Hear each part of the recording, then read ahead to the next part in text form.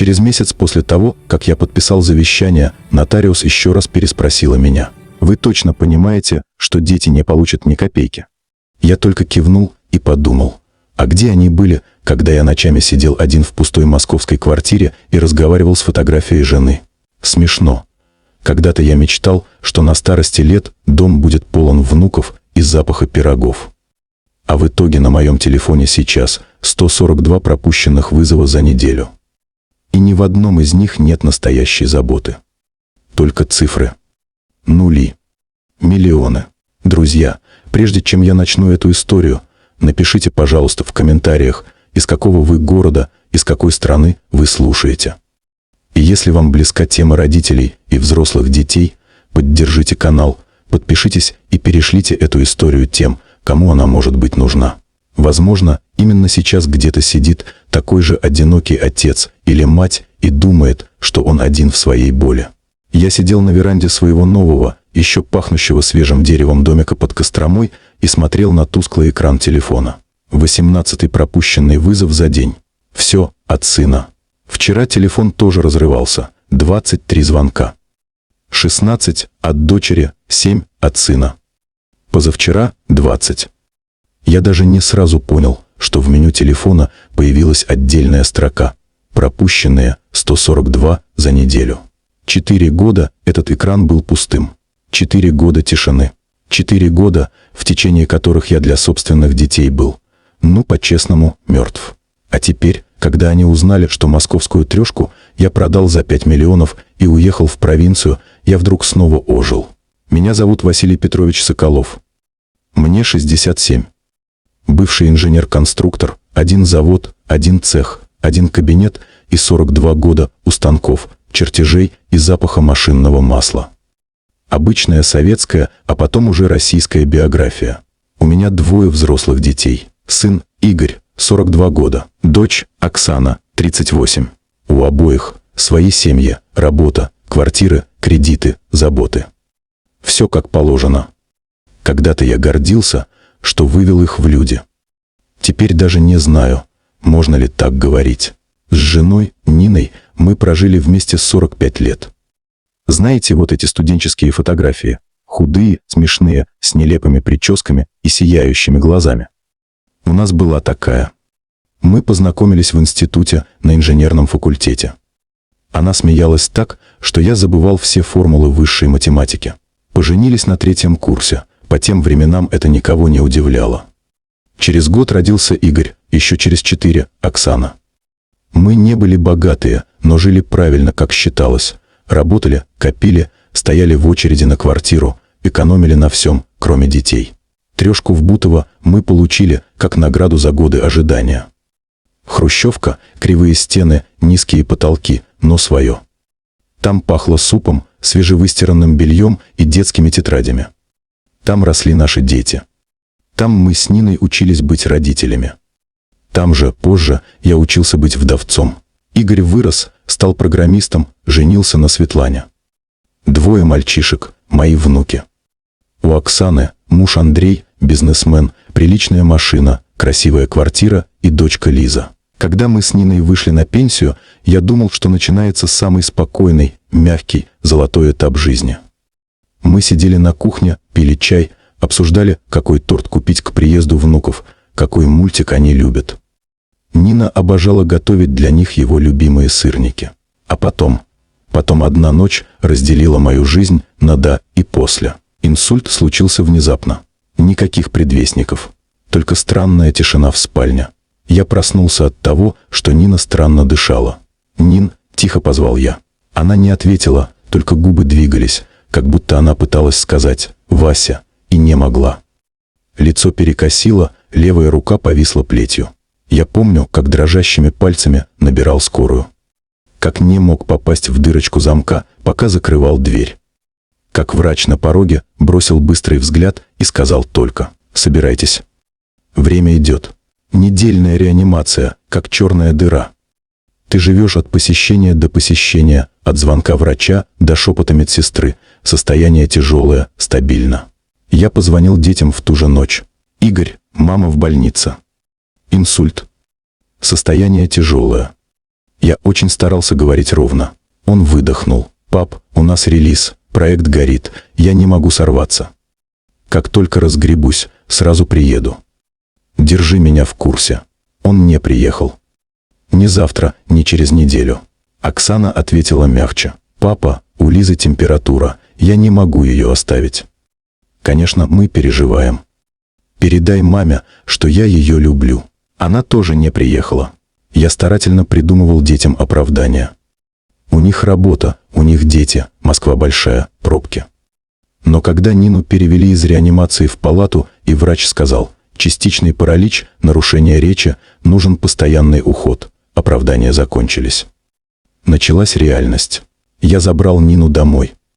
Учился заново кормить взрослого человека с ложечки, мыл, переодевал, делал массаж по видео из интернета. Пенсии едва хватало на лекарства, поэтому я нанял сиделку всего на несколько часов в день. Остальное время мы вдвоем. Я звонил Игорю: «Сын, может, приедешь хоть на выходные? Мне одному тяжело. Пап, у нас дедлайн, я правда не могу». «Ты же мужик, ты справишься», — сказал он почти раздраженно. Оксане я говорил: «Доченька, мама очень хочет тебя видеть. Пап, у меня своих дел полно, мы ищем новую няню, да и Андрей все время в разъездах. Наймите сиделку получше». Я говорил «ладно» и клал трубку. А ночью сидел на табуретке у кровати Нины, слушал ее сбивчивое дыхание и шептал: «Мы справимся, слышишь? Мы же всю жизнь справлялись». Мы не справились. Через полгода Нина умерла у себя дома, в нашей спальне, в чистом покрывале, которое сама когда-то выбирала. Я держал ее за руку и чувствовал, как под моими пальцами медленно остывает человек, с которым я прожил 45 лет. Она пыталась что-то выговорить, глаза были влажные, полные просьб и извинений за то, что уходит первой. «Все хорошо, слышишь?» — повторял я, хотя ничего хорошего в этом не было. Когда ее взгляд стал пустым, дом наполнился тишиной такой силы, что даже тиканье часов казалось криком. Я позвонил детям. «Мама умерла», — сказал я, и в трубке на секунду стало так же тихо, как у меня на кухне. Игорь первым нарушил паузу. «Когда похороны?» «Послезавтра, в субботу». «Пап, у меня командировка в Питер, все уже оплачено, перенести нельзя. Я потом приеду, к могиле схожу». Голос у него был сухой, деловой, как будто мы обсуждали сорванную встречу, а не похороны его матери. Я не поверил. «Игорь, это твоя мама». «Пап, ну пойми, работа». Он так и не приехал. Оксана сначала расплакалась. «Папа, мне так жаль. Я приеду обязательно, только скажи время». Я чуть не разрыдался от облегчения. Но вечером в пятницу она перезвонила. «Папа, Андрей улетел, Лиза приболела, мне нельзя ее оставлять. Я не смогу приехать. Прости, пожалуйста». Что-то во мне тогда хрустнуло. Не громко, не демонстративно. Просто тихо, глубоко внутри. На похоронах были я, несколько соседей, пара моих старых заводских товарищей и Нинина сестра Лида, приехавшая из Костромы. Детей не было. Я стоял у гроба и смотрел на знакомое лицо, немного чужое от похоронного макияжа, и думал только об одном: ты родила им 2 детей, ночами не спала, хлеб себе отнимала, чтобы им добавить. А они сейчас заняты. После похорон я вернулся в опустевшую квартиру. Сел на табуретку на кухне, уставился в стену и понял, что дом, который когда-то был полон голосов, стал каменной коробкой. Телефон молчал. Ни в день похорон, ни на следующий, ни через неделю никто из детей сам не позвонил. Прошел месяц. Я не выдержал, набрал Игоря. «Сын, как дела?» «Нормально». «Работа. Может, приедешь?» «Я тут один, тяжело». «Пап, я занят». «Как-нибудь на выходных», — привычно пообещал он. Не приехал. Оксане я сказал: «Доченька, как Лиза?» «Все хорошо, выздоровела. Может, заедете ко мне?» «Пап, времени вообще нет». «Извини». В другой раз. Этот другой раз не наступил. Мой первый день рождения после смерти Нины я провел так. Купил себе маленький тортик, поставил на стол, даже свечи взял. Думал, ну уж сегодня-то вспомнят. Целый день я прислушивался к телефону. Он молчал. Вечером не выдержал, набрал Оксану. «Оксан, у меня сегодня день рождения», — сказал тихо, будто оправдываясь. «Ой, пап, «Прости, вылетело из головы». «Поздравляю, здоровья тебе», — тараторила она, явно куда-то торопясь. «Может, приедете?» «Хоть на час. Пап, мы очень заняты». В другой раз. Я положил трубку, посмотрел на торт и понял, что не хочу зажигать свечи. Так прошел первый год вдовства. Потом второй. Третий. Четвертый. Сначала я звонил детям раз в месяц. Потом раз в 2. Потом перестал. Несколько раз приезжал к ним без приглашения, и каждый раз чувствовал себя лишним гостем, которого забыли предупредить, что вечеринка семейная. Внуки смотрели на меня, как на какого-то чужого старика. «Мама, а это кто?» «Это дедушка», — бросала Света на ходу.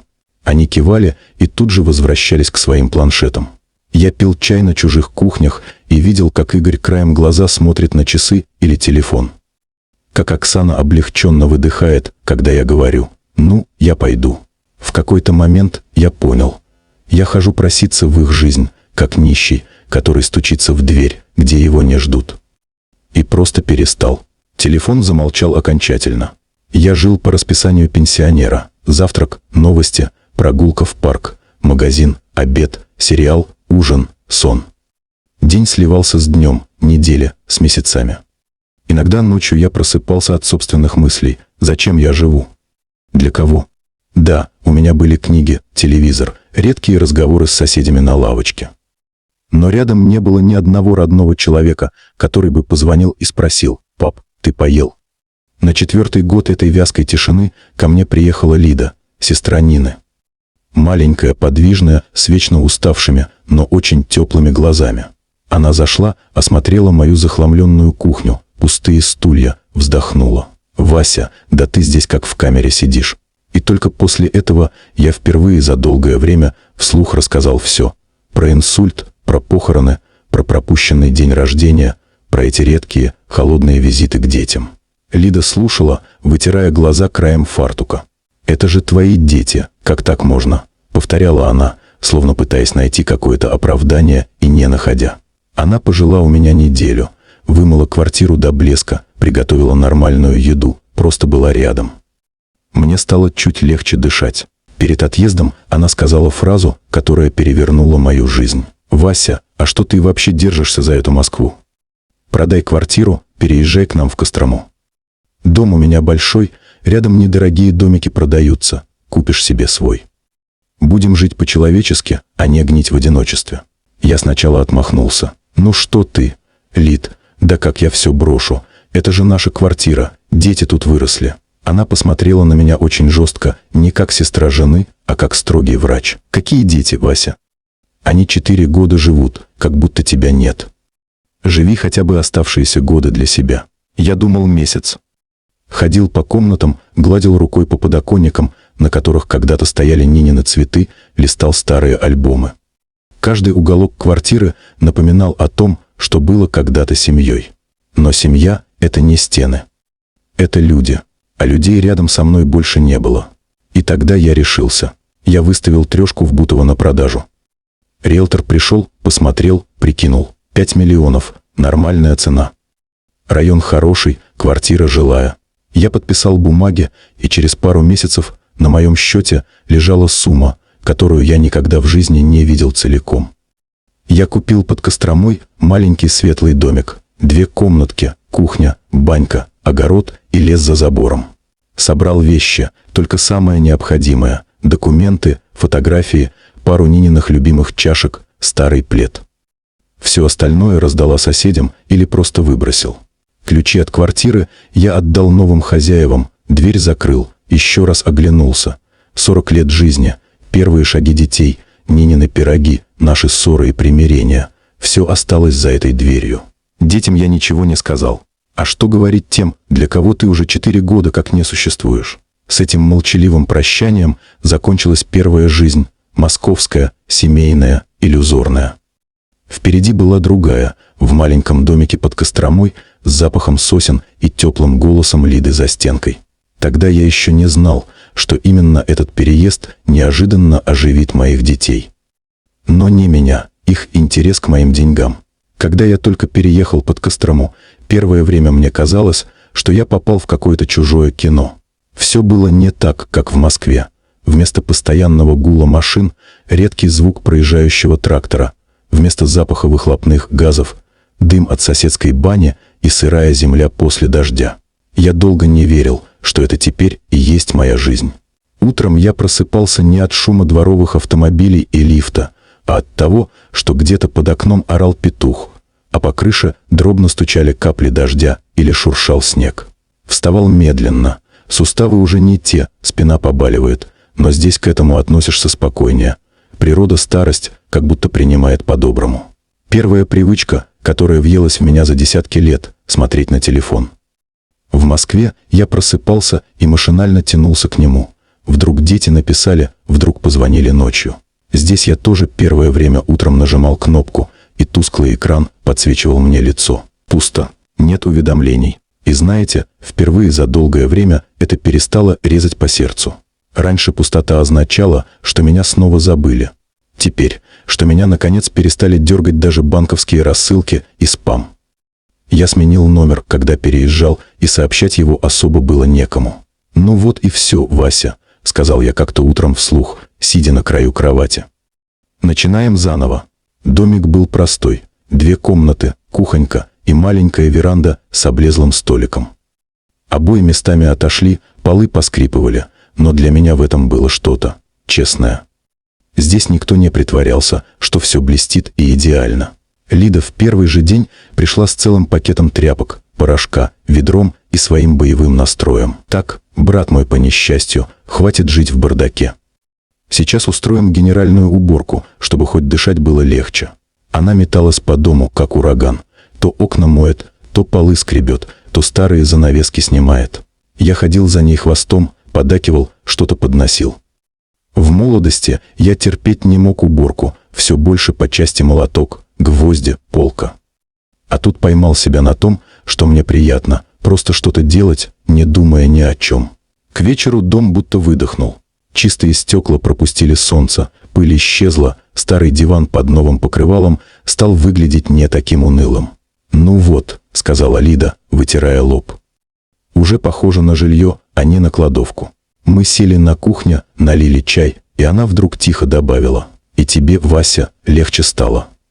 В глазах что-то живое появилось. Я пожался плечами. Не знаю. Может, просто давно никто рядом столько не говорил. Первые недели расписание моей жизни наполнилось мелочами, от которых я отвык. Надо сходить в магазин пешком, а не доехать на маршрутке. Надо не просто спуститься во двор, а выйти к колодцу за водой. Надо подумать, чем занять огород, иначе земля будет пустовать, а это здесь считается почти преступлением. «Посадишь хоть что-то?» — спросила Лида, стоя у забора и наблюдая, как я в 3-й раз за день просто хожу туда-сюда по участку. «Да я не знаю», — отмахнулся я. «Никогда этим не занимался. Так вот и займешься. Помидоры, огурцы, картошку хоть немного. Внукам потом рассказывать будешь, что сам вырастил», — улыбнулась она. На слове «внукам» у меня внутри что-то ёкнуло. Я автоматически хотел возразить: «Да они и не приедут», но в этот раз проглотил. Просто кивнул: «Ладно, показывай, где копать». И мы начали. Теплая земля подавалась лопате неспешно, но терпимо. Пахло прошлогодней листвой и какой-то особенной провинциальной тишиной. Шум далекой дороги здесь был просто фоном, а не постоянным гулом. Часа через 2 я выпрямился, оперся на лопату и неожиданно почувствовал усталость приятную, не тошнотворную, как от однообразия, а такую, рабочую. «Ну что, инженер-конструктор, освоил новую профессию?» Поддела меня Лида. «А как же», — усмехнулся я. «Теперь я инженер-огородник». Вечером я сидел на веранде, пил чай из старой, но любимой Нининой кружки и смотрел на еще пустые, только-только вскопанные грядки. В голове крутилось: интересно, вырастет ли что-нибудь? Не сгниет? Не высохнет? И вдруг поймал себя на мысли, что впервые за очень долгое время думаю не о том, кого потерял, а о том, что будет завтра. Спустя пару недель у нас с Лидой завелась маленькая традиция. Она приходила ко мне после обеда на полчасика, а оставалась на 2 часа. Садилась за стол, доставала вязание, а я что-нибудь резал, чистил или просто сидел напротив и рассказывал. Иногда о заводе, иногда о Нине, иногда о том, как мы детей в первый раз в школу вели. Игорь серьезный, в слишком большом пиджаке, Оксана с пучком косичек. Они же раньше хорошие были, качала головой Лида. Где оно все делось? Я не знал, что ей ответить. Может, мир изменился. Может, мы где-то неправильно их баловали. Может, просто выросли и стали другими людьми. В любом случае, факт оставался фактом. Теперь мои хорошие дети жили своей жизнью, в которой для меня не находилось места. Иногда Лида осторожно спрашивала: «Ты им звонил? Писал?» Я устало махал рукой. «Сколько можно, Лид? Я же не собака, которую зовут, когда нужно, и выгоняют, когда мешает». Тоже гордость где-то осталась. Она вздыхала, но не спорила. А потом вдруг однажды сказала: «Знаешь, Вася, если тебе здесь понравится, продай ты ту московскую коробку и купи себе что-то приличное рядом. Чтоб не гостем у меня был, а сам хозяином». Мы смеялись, что я московский барин на пенсии, который сбежал в деревню, но в каждом ее слове было больше смысла, чем в моих оправданиях. Я думал об этом долго. По ночам ворочался, смотрел в черный потолок и представлял себе свою трешку в Бутово. Полки с книгами, Нинин сервант, пустая кровать. Каждая вещь в той квартире была пропитана прошлым. Там все напоминало о том, чего уже нет. Здесь, в Костромском домике, наоборот, все напоминало о том, что может быть. Новые грядки, новая мебель когда-нибудь, новые привычки. И я решился. Я поехал в Москву в последний раз как хозяин. Дорога казалась бесконечной. Не потому, что ехать далеко, а потому, что сердце все время ныло, как перед расставанием. Зайдя в подъезд, я почти физически почувствовал запах своей прошлой жизни. Смесь старого линолеума, пыли, кошачьего корма от соседей и чего-то еще неуловимо знакомого. Квартира встретила меня тишиной. С ключом в замке было то же самое, что всегда. А вот внутри уже все было иначе. Я вошел и впервые подумал: не я дома, а ну вот, еще одна комната с вещами. Я прошелся по комнатам, протянул руку и провел по спинке дивана, который мы покупали с Ниной на первую совместную премию. Остановился у фотографии на стене. Молодая, смеющаяся Нина. Маленький Игорь, держащий Оксану за руку. Мы все вместе на какой-то старой даче. К горлу подкатил знакомый, тяжелый ком. «Прости», – прошептал я куда-то в пустоту. «Но я здесь больше не могу. Я как будто хожу по кладбищу, только могилы живых». Риэлтор пришел с папкой, все подробно объяснил, показал цифры, графики. Я кивал, слушал, но внутри был где-то далеко. Когда я ставил подпись под договором купли-продажи, рука дрогнула. 5 миллионов рублей, мелькнули цифры на бумаге. Сумма за все мои воспоминания. За смех детей в коридоре, за Нинины пироги, за наши ночные разговоры. «Все будет хорошо», — сказал риэлтор, видимо, принимая мое молчание за сомнение. «Вы еще скажете спасибо, что решились». Я ничего не ответил. Переночевав в последний раз в своей старой квартире, на уже почти чужой кровати, я утром собрал чемодан. Сложил в него не мебель, не утварь, их я оставил новым хозяевам по договоренности. Я собрал в чемодан только самое важное. Папки с документами, несколько фотографий, Нинин любимый платок, пару рубашек, старый радиоприемник, который мы слушали по выходным. Перед уходом я еще раз прошелся по комнатам. На кухне потрогал подоконник, куда Нина всегда ставила горячие кастрюли. В коридоре задержался у вешалки. Здесь когда-то висели крошечные детские курточки. «Все, Вася», — сказал я себе. «Хватит. Это уже не дом. Это музей того, что не вернуть». Я закрыл дверь, повернул ключ, отдал его риэлтору и ушел, не оборачиваясь. В Кострому я возвращался уже не гостем, а человеком, который сделал выбор. У меня на счету лежало 5 миллионов, в кармане ключи от маленького домика, а в душе было пусто и страшно. «Ну что, москвич?» — встретила меня Лида на крыльце, вытирая руки о фартук. «Все? Обрезал?» «Все», — кивнул я. «Обрезал». Она не стала меня жалеть. Просто обняла по-сестрински и сказала: «Значит, будем жить». Я купил домик официально, оформили документы, и впервые в жизни стал не просто квартиросъемщиком от государства, как в молодости, а реальным хозяином своего, пусть небольшого, но настоящего дома. В банке, куда я пришел открыть счет, молодой консультант внимательно посмотрел на сумму и сказал: «Хороший запас на старость, Василий Петрович.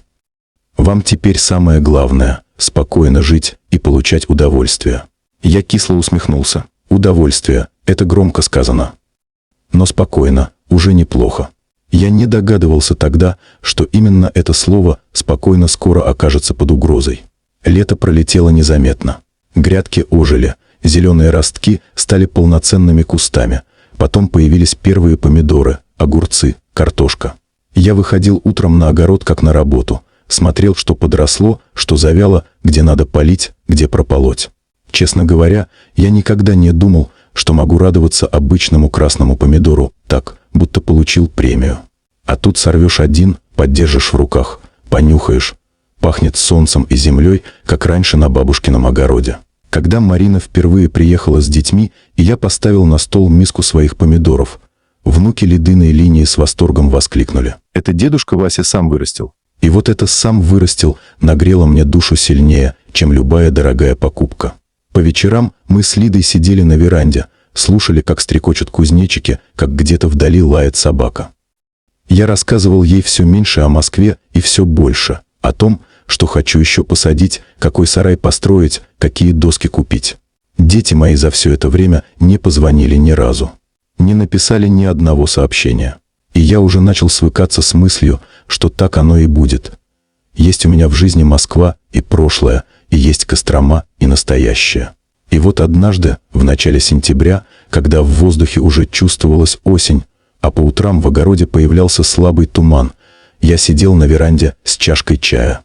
Телефон лежал рядом, как обычно, больше для вида. Вдруг на экране вспыхнуло знакомое имя – Игорь. Я даже не сразу понял, что вижу это по-настоящему. Сердце бухнуло в груди, рука замерла над столом. За 4 года первый звонок от сына. Я пару секунд просто смотрел на это слово на экране, как будто это было какое-то мигание или сон. Потом все-таки нажал кнопку «Принять». «Алло», голос у меня сорвался. «Пап». Игорь говорил громко, быстро, на грани паники. «Ты где вообще?» «Я к тебе приехал, а там какие-то чужие люди. Говорят, ты квартиру продал и уехал. Ты куда делся?» Я сделал глоток воздуха, чтобы не сказать что-нибудь на эмоциях. «Я теперь живу под Костромой». «Домик купил?» «Под Костромой», — повторил он, как будто я сказал ему, что улетел жить на Марс. «Зачем? Ты же всю жизнь в Москве. И что мне эта Москва дала последние годы?» Спокойно спросил я. «Я там жил один в пустой квартире. Здесь хотя бы кто-то заходит, спрашивает, как я себя чувствую». Он замолчал на пару секунд, потом выдал привычное: «Пап, ну мы же заняты были. Работа, семья, ты понимаешь. Но ты мог хотя бы предупредить, что уезжаешь». «Предупредить кого?» – спросил я. «Тех, кто 4 года не нашел времени просто так позвонить». Игорь раздраженно выдохнул. «Ладно, давай не будем сейчас об этом. Важно другое. Ты квартиру продал?» Я почувствовал, как что-то ледяное бегло прошло по позвоночнику. «Вот оно», — я ответил коротко. «Продал».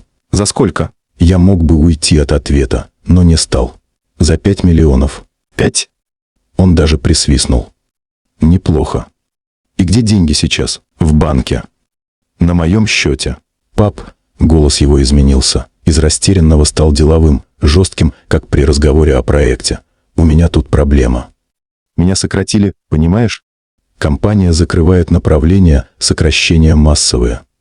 У нас кредиты, ипотека, машина, школа для детей, секции. Короче, полный завал. Можешь одолжить 1 300 000? Я как только найду новую работу, все верну». Он говорил быстро, много, словно боялся, что я его перебью. Я слушал и не узнавал собственного сына. Где-то глубоко внутри все жалось. Перед глазами вдруг встал другой кадр. Я стою у кровати Нины, держу ее за руку, а телефон лежит на тумбочке, молчит. Я вспоминаю, как звонил Игорю тогда. «Сын, мама в больнице, инсульт». Ответ: «Пап, не могу, работа». И вот сейчас, через годы, он говорит так, будто ничего этого не было. «Пап, ты меня слышишь?» – переспросил он. «Слышу», – сказал я. «Ну что, поможешь?» «Я же не просто так. Я же отдам, ты же знаешь». Я вдохнул поглубже. «Игорь, нет». Он, очевидно, решил, что я не понял вопроса. «В смысле нет? Ты же сам говорил всегда, мы семья, надо помогать». «Нет», — повторил я. «Денег я тебе не дам». Наступила тишина. Даже птицы за окном, казалось, замолчали. «Пап», — медленно произнес он, — «ты серьезно сейчас? У меня семья, дети. Мне негде взять, кроме тебя. Ты просто отказываешь?» Я смотрел на свои руки, они чуть подрагивали. Но голос внутри был удивительно спокойным. «Игорь, у меня тоже была семья. Твоя мать. Я тоже был один, и мне тоже неоткуда было взять, кроме своих сил. Тогда ты сказал, что слишком занят. Это другое». Вспыхнул он. «У меня работа, а у меня была жена, у которой останавливалась половина тела», — перебил я тихо. «И тогда твоя работа оказалась важнее, чем приехать и просто посидеть рядом с матерью». Он задыхался от возмущения. «Сколько можно вспоминать это? Сколько лет прошло? Ровно столько, сколько мне понадобилось, чтобы понять. Для тебя я не отец, а запасной кошелек», — произнес я. Он начал говорить громче, срываясь. «Пап, ты обязан мне помочь. Я твой сын. Ты мне должен по жизни. Ты меня растил». «Вот именно», — задумчиво ответил я.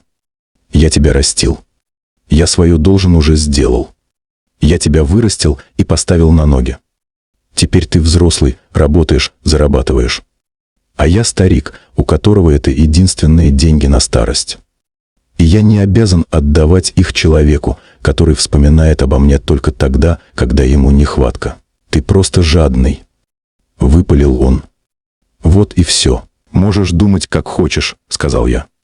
«Но денег не будет». И отключился. Я сидел на веранде, держа телефон в руке, и чувствовал, как по спине стекает пот, хотя день был прохладный. Было такое ощущение, будто меня только что вывернули наизнанку. Телефон тут же зазвонил снова. Потом еще раз. Я не брал трубку. Через какое-то время пришло сообщение. «Пап, ты что творишь? Ты реально бросаешь меня в беде? Ты же знаешь, я не какой-то мошенник. Я сын твой. Помоги». Я прочитал и положил телефон экраном вниз. Вечером, когда солнце уже скрылось за деревьями, а на огород легла мягкая синяя тень, телефон снова ожил. На этот раз на экране высветилась Оксана. Голос у нее был удивительно сладкий, мягкий, как в те времена, когда она еще была моей маленькой девочкой. «Папочка, привет. Как ты? Как там твоя Кострома? Слышала, ты домик купил, огород завел. Если бы не было разговора с Игорем, я, наверное, растаял бы от этого, папочка. Но теперь я слышал за нежностью другой запах, ложный, липкий, как дешевые духи. «Нормально, живу», — ответил я сухо. Она засмеялась чуть натянуто. «Ой, так рада за тебя. Ты молодец, что решился. Мы с Лизой тут подумали. Может, на выходных к тебе примчаться? В гости. Ты нам баньку истопишь, а мы тебе пирогов привезем. Как тебе идея?» Я на секунду закрыл глаза. «Оксана, Игорь уже звонил. Сказал, что был у квартиры, что там живут другие люди. Спросил, за сколько я ее продал и где деньги». В трубке послышался короткий вдох. «Ну, мы же брат с сестрой», — попыталась она пошутить. «Естественно, обсуждаем такие вещи. И что вы решили?» — спросил я. Она, видимо, поняла, что в лобовое не получится, и перешла на полутон. «Папочка, у нас сейчас тоже непростая ситуация. Андрей расширяет бизнес, взял пару кредитов, один контракт сорвался. Короче, там большие суммы зависли, банк давит. Если мы сейчас не найдем денег, можем квартиру потерять. Лиза же без дома останется». Я молчал. «Ты мог бы нам одолжить, 1500. Не навсегда, естественно. Это просто подстраховаться. Потом вернем. Ну ты же знаешь, мы не чужие люди». Я тихо вздохнул. «Оксана, скажи честно, вы бы вспомнили обо мне, если бы не узнали про проданную квартиру?»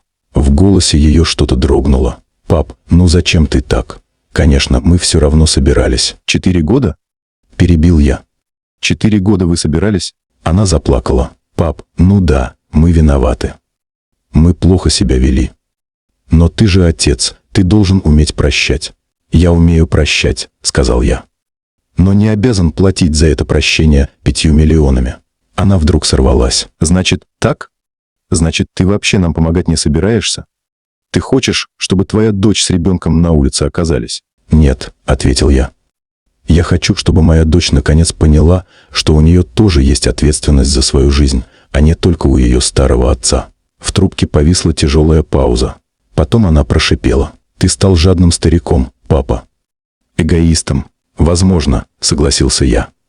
«Но этот эгоист был с вашей матерью до последнего ее вздоха, а вы — нет». Я отключился вторично за день. В ту ночь я долго не мог заснуть. В голове кружились не слова даже, а интонации, требовательные, обиженные, обвиняющие. Слово «обязан» звучало во всех их фразах. «Ты обязан помочь, ты обязан содержать, ты обязан подумать о детях». Я лежал в темноте и шептал сам себе: я уже был обязан. Я все выполнил.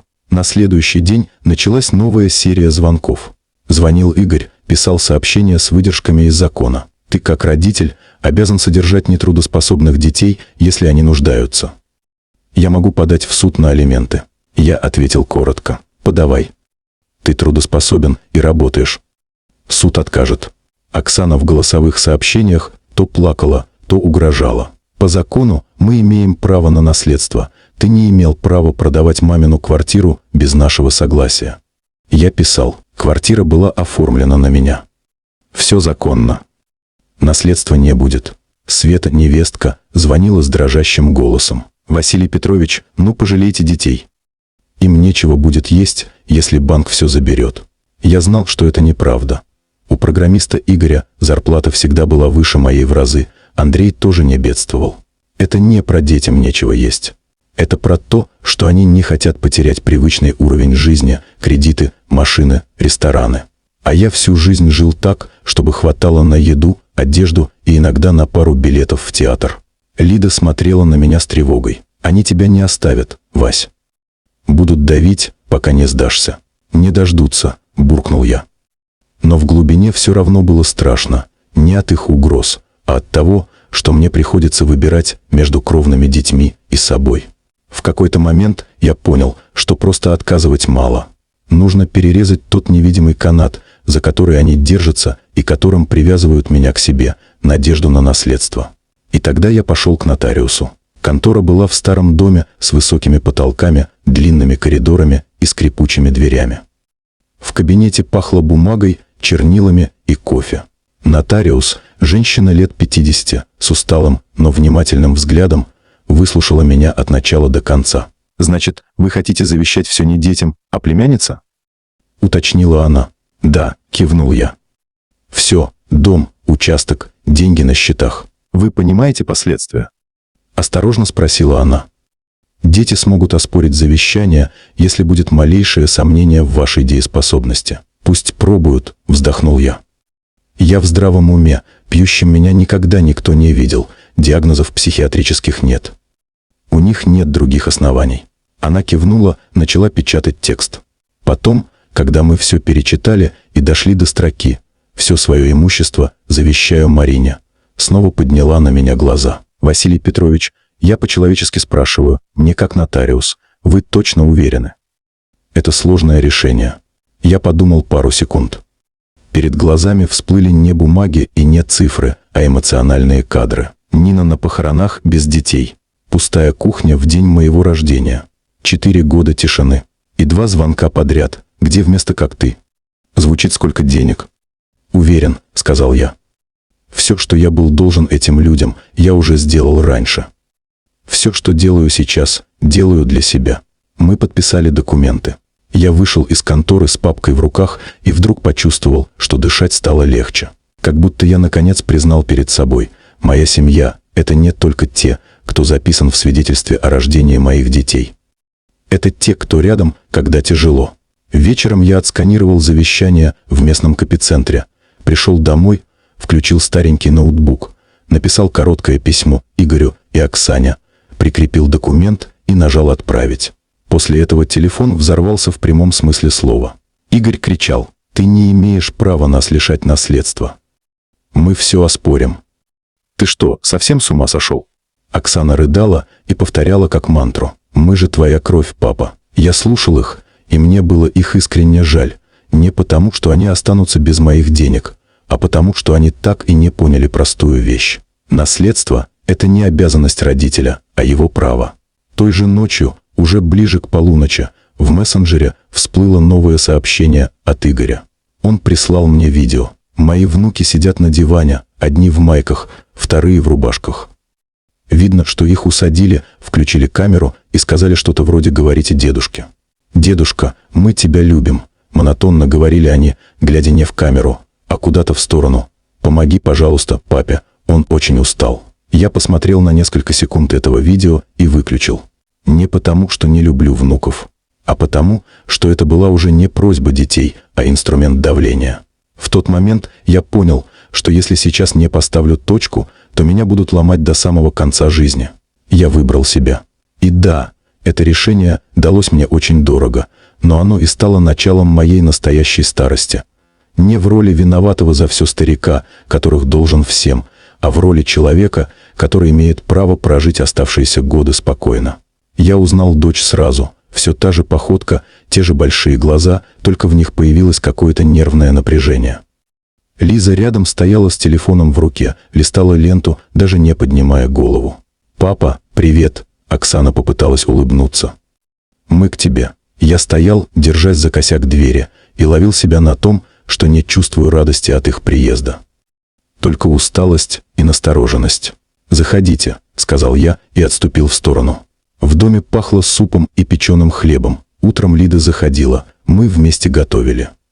Оксана огляделась, слегка поморщилась от скромности обстановки. Старый диван, стол, пара стульев, фотографии на стене. «Скромно у тебя тут», — пробормотала она. Лиза, не снимая куртки, села на край дивана и продолжила тыкать в телефон. «Лиза, поздоровайся с дедушкой», — резко сказала Оксана. Девочка подняла глаза. «Здравствуйте». Никакой эмоции. Как будто я, сосед по подъезду, которого нужно формально поприветствовать. Я сел напротив, положил руки на стол, чтобы они не дрожали. «Зачем вы приехали?» Оксана вздохнула, сложила руки лодочкой. «Папа, ну что ты сразу так? Мы же семья. Мы очень много думали. Понимаем, что были неправы. Прости нас, хорошо? Давай начнем все сначала». Слова были правильные. Интонация почти искренняя. Если бы я не прожил эти последние годы, наверное, поверил бы. «Лиза», — вдруг спросил я, — «ты бабушку свою помнишь?» Она снова оторвалась от телефона, пожала плечами. «Не особо. Я маленькая была. Когда бабушка умерла, тебе было 13. Ты помнишь, почему вы не приехали на похороны?» Лиза нахмурилась. «Мам, а почему?» Обратилась она к Оксане, как будто речь шла о каком-то давнем школьном утреннике. Оксана дернулась. «Папа, ну зачем поднимать прошлое? Мы же не об этом приехали. А о чем?» Спросил я ровно. «О завещании? О 5 миллионах?» Она заплакала почти сразу, как будто слезы были приготовлены заранее. «Папа, ну да, нам нужны деньги. Андрей влетел в большие долги, если сейчас не закрыть часть, у нас заберут квартиру. Лиза останется без дома. Ты сможешь нам помочь, хоть немного?» Я посмотрел на внучку. Она по-прежнему была где-то в своем телефоне. Никакого страха за квартиру, которую заберут, в ее глазах не было. «Оксана», — тихо сказал я, — «вы приехали не ко мне. Вы приехали к моим деньгам». Она попыталась возразить. «Нет, папа, мы скучали, честно. 4 года», — перебил я. 4 года вы не звонили. Не приехали на похороны своей матери. Не поздравили меня ни с одним днем рождения. Я звонил вам сам, просил помощи. Вы отвечали, у нас свои дела. Я говорил спокойно, без крика. Но каждое слово отдавалось во мне эхом. А теперь, когда вы узнали сумму, которая лежит на моем счету, вы вспомнили, что у вас есть отец. Оксана закрыла лицо руками. «Папа, мы больше так не будем, правда? Дай нам шанс быть мной». Горько усмехнулся я. «Или шанс взять мои деньги и снова исчезнуть». Лида, которая в этот момент зашла села улицы с пакетом овощей, застала нас как раз на этой фразе. Она поставила сумку, посмотрела на Оксану долгим взглядом и тихо сказала: «Василий, я пойду. Это ваш разговор». Я попросил ее остаться, но она покачала головой. «Это твоя семья, тебе решать». Когда дверь за ней закрылась, я почувствовал, что выбора по сути нет. «Оксана», — сказал я, — «я уже принял решение. Я не буду давать вам деньги. Ни тебе, ни Игорю. Я не буду менять завещание. Папа, ну хотя бы немного». Почти выкрикнула она. «Ты что, хочешь, чтобы мы на улице оказались?» «Я хочу», — ответил я, «чтобы вы, наконец, научились жить, не рассчитывая на то, что старый отец всегда вас подстрахует. Я сделал все, что был обязан. Вырастил, выучил, поставил на ноги. Остальное — ваша ответственность». Она вскочила со стула, Лиза поднялась вслед за ней. «Ты эгоист», — сорвалась Оксана. «Жадный старик. Когда-то такие слова порвали бы меня на части. Теперь просто устало кольнули». «Возможно», — сказал я. «Но этот жадный старик больше не хочет быть кошельком для людей, которые не пришли на похороны своей матери». Я подошел к двери, открыл ее. «Простите. И уезжайте». Они стояли на пороге еще пару минут. Оксана всхлипывала, Лиза смотрела куда-то в сторону, не зная, куда деть руки. «Пойдем», — наконец сказала дочь, и они вышли во двор. Я закрыл дверь. Не хлопая, не демонстративно. Просто плотно прикрыл. Это была последняя дверь между мной и теми, кого я когда-то называл своими детьми. Прошел год. Мне уже 68. Здоровье не идеальное, но жить можно. Таблетки по расписанию, прогулки по лесу, грядки, которые не терпят жалости к себе. Мы с Лидой ходим в местный клуб пенсионеров. Там играют в лото, читают стихи, обсуждают погоду. Марина с детьми приезжает почти каждые выходные. Они подбегают, обнимают меня, кричат наперебой, кто что получил в школе. Для них я просто дедушка Вася, который всегда выслушает, посмеется, нарежет хлеб толще, чем разрешает мама. Иногда по ночам я лежу в своей небольшой комнате, слушаю, как за окном скрипят деревья, и думаю, а вдруг я был слишком жесток? Может, надо было простить? Дать деньги? Сохранить мосты? В такие моменты я честно прокручиваю все по кадрам. Нину, лежащую на кровати с перекошенным лицом. Пустые стулья на ее похоронах. Свой день рождения с незажженными свечами. Месяцы тишины. Первые звонки, где вместо «как ты» звучало «за сколько продал». И тогда внутри наступает ясность. Я не мщу своим детям. Я просто перестал платить за их равнодушие. Деньги — это не только цифры. Это мой труд, мое здоровье, моя молодость, которую я оставил на заводе. Это моя пенсия, мое право лечиться, мой огород, мои тихие вечера. Я завещал все это Марине не потому, что она лучшая, а потому, что она была рядом, когда я действительно нуждался. Она привозила лекарства, звонила просто так, чтобы спросить: «Дядя Вася, вы кушали?» Она слушала мои истории не из-за наследства, а потому, что ей было не все равно. В завещании я написал еще одну просьбу: «Похороните меня в Костроме, рядом с Лидой, когда ее не станет. И не сообщайте Игорю и Оксане. Они не пришли на похороны своей матери, пусть не приходят и на мои. Я не хочу фальшивых слез на своем последнем дне». Может, это звучит жестоко. Но это мой выбор. И сейчас, сидя на веранде, глядя на лес, я хочу сказать тем, кто дослушал до этого места: дети не всегда святое. Бывает, что дети вырастают и превращают родителей в удобный сервис. Передержка внуков, деньги на первый взнос по ипотеке, подстрахуй нас, мы ошиблись. Бывает, что родители отдают им все – силы, здоровье, молодость, а в ответ получают пустой телефон на празднике и чужие глаза на пороге собственного дома. Если вы через это проходите, пожалуйста, не вините себя.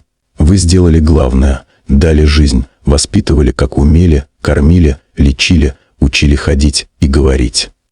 Это ваш долг, и вы его уже оплатили. А вот любить, звонить, приезжать, держать за руку в больнице – это уже не долг по закону. Это выбор души. И если ваши взрослые дети этот выбор не сделали, это их выбор и их последствия. Не позволяйте приходить к вам только за деньгами, за квадратными метрами, за ноликами на счету. Не сдавайте себя в аренду за спасибо и обещания «мы потом исправимся». Живите для себя. Для тех, кто рядом не из-за наследства, а просто потому, что им не все равно, как вы сегодня спали и что ели на завтрак. Я живу теперь для Лиды, для Марины, для ее детей, которые называют меня дедушка Вася без оглядки на банковские счета. Для соседей, которые приносят ведро яблок просто так.